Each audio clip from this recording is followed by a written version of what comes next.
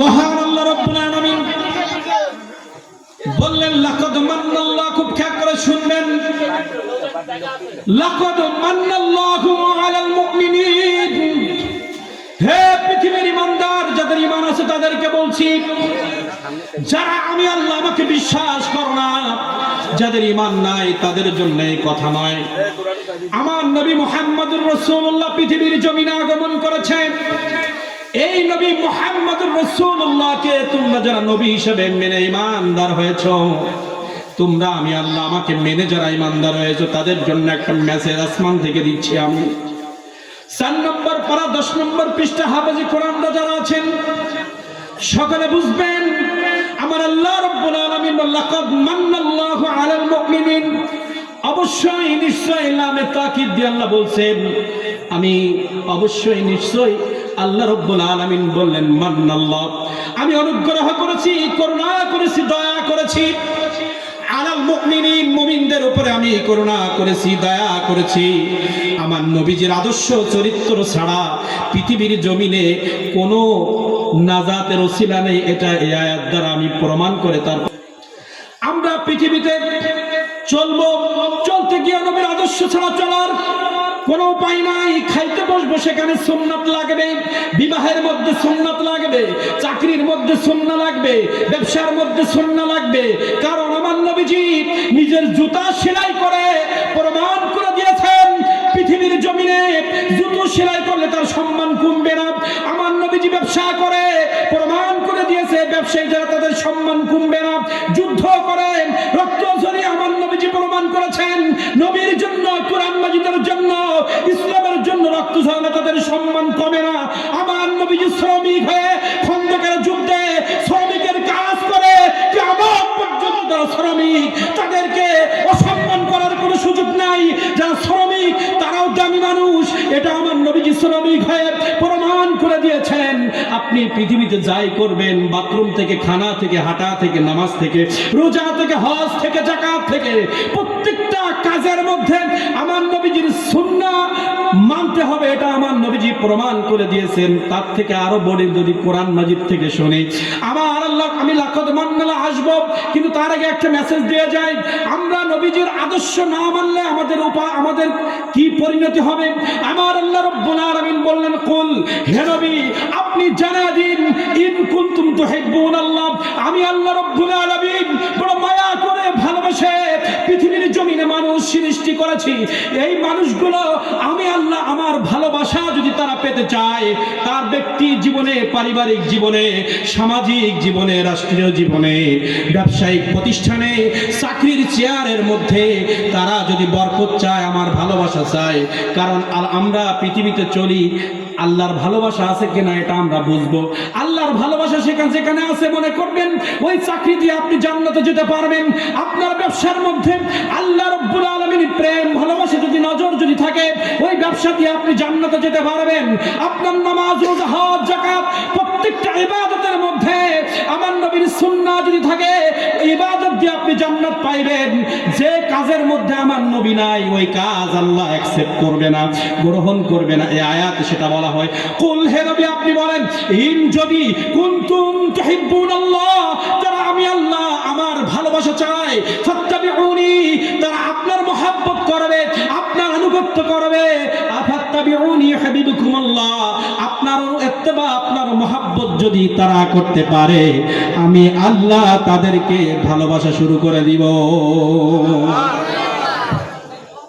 আমরা আল্লাহর ভালোবাসা চাই কি চাই না? এখানে আল্লাহর ভালোবাসা চায় না এমন কোন ব্যক্তি আর থাকলে হাত উঁচু করেন। আমরা তো নামাজ পড়ে আল্লাহকে পেতে চাই, তাই না? আমরা ওলি আল্লাহকে মহব্বত করে আল্লাহকে পেতে চাই। আমরা নবী মুহাম্মদুর রাসূলুল্লাহকে ভালোবাসি আল্লাহকে পাওয়ার জন্য। আমরা দুনিয়ায় ব্যবসা করছি আল্লাহকে পাওয়ার জন্য। আমরা দুনিয়ায় চাকরি করছি আল্লাহকে পাওয়ার জন্য। আমরা দুনিয়ায় ওলি আল্লাহকে মহব্বত করি আল্লাহকে পাওয়ার জন্য। আমরা নামাজ পড়ছি আল্লাহকে পাওয়ার জন্য, হজ করছি আল্লাহকে পাওয়ার জন্য, যাকাত দিচ্ছি আল্লাহকে পাওয়ার জন্য। আমরা রমজানুল মুবারকে রোজা রাখছি আল্লাহকে পাওয়ার জন্য, বিবাহ করছি আল্লাহকে পাওয়ার জন্য, পিতা পিতামাতার খেদমত করছি আল্লাহকে পাওয়ার জন্য। আর আমার আল্লাহ বলছে ওমা খলাকতুল জিন্না ওয়াল ইনসা ইল্লা লিয়াবুদুন, আমি শুধুমাত্র তোমাকে ইবাদত করার জন্য পৃথিবীতে পাঠিয়েছি। প্রত্যেকটা ইবাদতের মধ্যে আমার নবী মুহাম্মদুর রাসূলুল্লাহ যদি না থাকে, তোমার ইবাদত আসমান পর্যন্ত আসবে না। তোমার ইবাদত আসমান পর্যন্ত আসবে না, আমি সেটা গ্রহণ করব না। শরীয়তের মাসালা একটা ইবাদত আল্লাহর দরবার পর্যন্ত পৌঁছানোর জন্য তিনটা পদ্ধতি লাগবে। এক নাম্বার, প্রত্যেকটা কাজ হতে হবে আল্লাহর জন্য। দুই নাম্বার, প্রত্যেকটা কাজ হতে হবে আমার রাসূলের সুন্নাহ মোতাবেক, এবং সেটা হালাল পথে হতে হবে। কয়টি? আমাদের খাওয়া ইবাদত, হাঁটা ইবাদত, ঘুমানো ইবাদত, বাথরুম ইবাদত, চাকরি ইবাদত, ব্যবসা ইবাদত, বিবাহ ইবাদত, সন্তান মানুষ করা ইবাদত। 24টা ঘন্টা, যত সেকেন্ড, যত মিনিট আছে, প্রত্যেকটা সময় ইবাদতের জন্য আল্লাহ পাঠিয়েছে। এখন আমি নামাজ পড়েই যাচ্ছি, ইবাদত করেই যাচ্ছি, ব্যবসা করেই যাচ্ছি, চাকরি করেই যাচ্ছি, কিন্তু এখানে আল্লাহর ভালোবাসা আছে কিনা, আমার রাসূলের সুন্নাহ আছে কিনা, এটা আল্লাহ গ্রহণ করছে কিনা, এদিকে আমাদের খেয়াল নাই। তিনটা সূত্র জেনে বাড়ির বাসায় যাবেন, যে কোনো কাজ, ওই কাজের মধ্যে আগে একবার ভাববেন এখানে আমার রাসূল আছে কিনা। আল্লাহ তাআলা বলছেন ফাত্তাবিউনি ইউহিব্বুকুমুল্লাহ, তোমার প্রত্যেকটা ইবাদতে, কাজের মধ্যে আমার নবীর ইত্তেবা না থাকলে ওইটা আমি আল্লাহ গ্রহণ করব। নবীকে বাদ দেওয়ার সুযোগ আছে? যে নবী মুহাম্মদুর রাসূলুল্লাহ নাম না নিলে, সুন্নাহ অবলম্বন না করলে ইবাদত কবুল হয় না। সে রাসূল করিম সাল্লাল্লাহু আলাইহি ওয়াসাল্লামের শানে কথা বলতে গেলে আদব লাগবে কি লাগবে না? লাগবে। ফাত্তাবিউনি ইউহিব্বুকুমুল্লাহ, আমার আল্লাহ রাব্বুল আলামিন বললেন, হে পৃথিবীর মানুষ, আমার নবীর প্রেম ইত্তেবা যদি তোমাদের মধ্যে না থাকে, আমি তোমাদেরকে ভালোবাসবো না।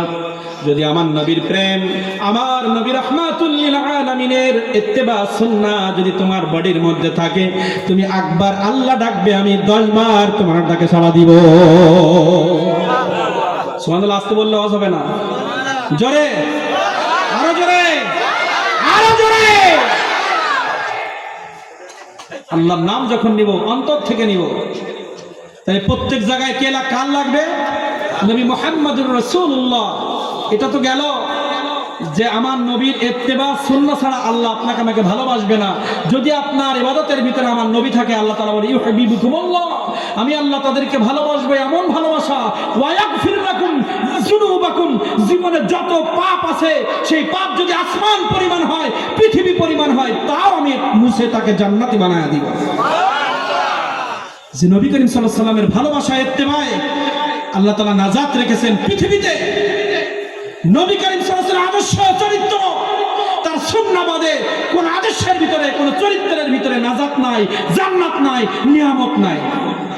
কিন্তু দেখা যায় আমাদের প্রত্যেকটা কাজে আমার নবীর সুন্নাহর বাইরে আমরা কাজ করি। প্রত্যেকটা জায়গায় কোথাও আমার নবীর সুন্নাহ পরিপূর্ণ নাই, এজন্য তো বরকত নাই। আমার ব্যক্তি জীবন জাহান্নামী হয়ে যাচ্ছে। আমার মুখে সুন্নাহ নাই, আমার কথায় সুন্নাহ নাই। নবীর সুন্নাহ কি? নবী করিম সাল্লাল্লাহু আলাইহি ওয়াসাল্লাম জীবনে মিথ্যা বলে নাই, আমরা মিথ্যা বলি। নবীর সুন্নাহর আমল নাই। আমার নবী করিম সাল্লাল্লাহু আলাইহি ওয়াসাল্লাম জামাতে নামাজ আদায় করেছেন, আমাদের এত উত্তম সুন্নাত জামাত নাই, বরকত কিভাবে হবে? আমার নবীর সুন্নাহ ছিল স্ত্রীদের পর্দা করো, পর্দা নাই। আমার নবীর সুন্নাহ মাকে সেবা করো, মা বাবার সামনে উৎসব্দ করো না, এই সুন্নাহ আমাদের মধ্যে নাই। সন্তানকে কোরআন শিক্ষায় শিক্ষিত করো, এই শিক্ষা আমাদের মধ্যে নাই। ব্যবসার মধ্যে ভেজাল দিও না, সুন্নাহ বাস্তবায়ন করো। প্রত্যেকটা কাজের মধ্যে সুন্নাহ না থাকলে এটা আল্লাহ গ্রহণ করবে না। আমরা বরকতের জন্য পাগল হয়ে যায়, কিন্তু সেই বরকত আনতে গেলে তো আমাদের কাজ করা লাগবে। এই আয়াত কি বলে? আল্লাহ তাআলা বললেন